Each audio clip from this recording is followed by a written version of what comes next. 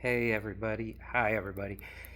I finally got to watch the List at Britain, Kevin Mcclouds program on YouTube. And I liked how they stuck with the basic history of Sir William and things of that nature because it would have turned into you couldn't have got it in one segment.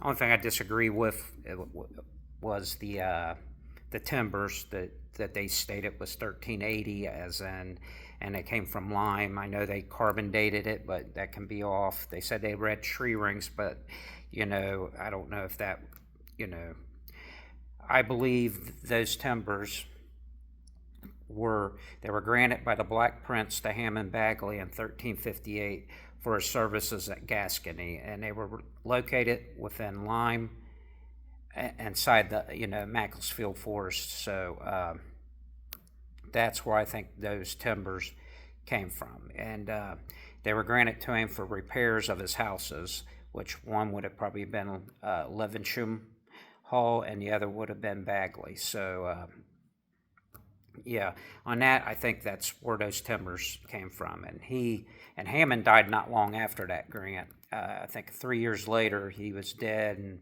it's about the time that the Black Death struck Cheshire, and but yeah, that's where I think those came from. The other thing was to mention of salt mines.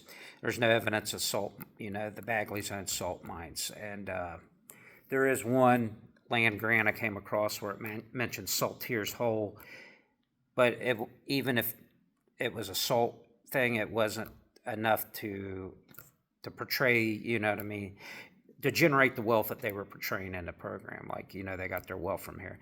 I'll tell you where that came from. It come from a guy named H.G. Somerby. His name was Horatio Gates Somerby, and he was a genealogist in the mid-1800s that did a lot of genealogies for New England families because it was the thing at the time to try to get your family connected to aristocratic families, in England. So he was an American, but was based out of London. He lived in London, and he was known fraudster.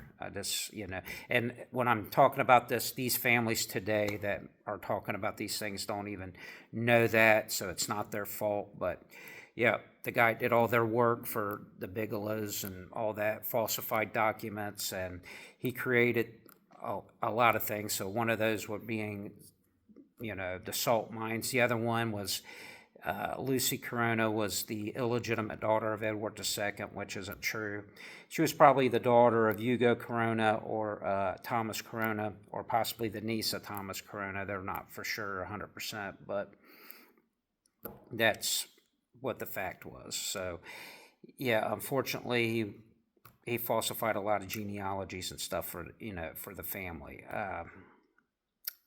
But like again, it's not that family's fault. It's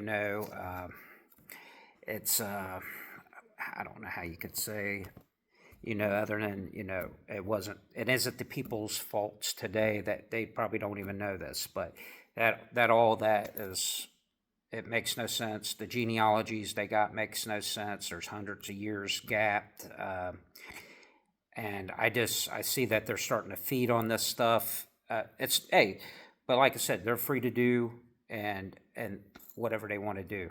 But as for me, I mean, they should look more. I don't know. Like I said, I'm gonna have a book out next year. It's gonna delve into all these things, but. Like I said, the genealogy I got is the most accurate genealogy you're going to see, and it's never been, and you're not going to see it on the internet. I shared it with a few people, and that was it, on confidence that they wouldn't share it. But very extensive family, and you had several Sir Williams running around. But yeah, the Bagley family was not that wealthy because even Sir William the First, that built the hall, had to get a. He served Roger de Stockport, and Roger de Stockport actually put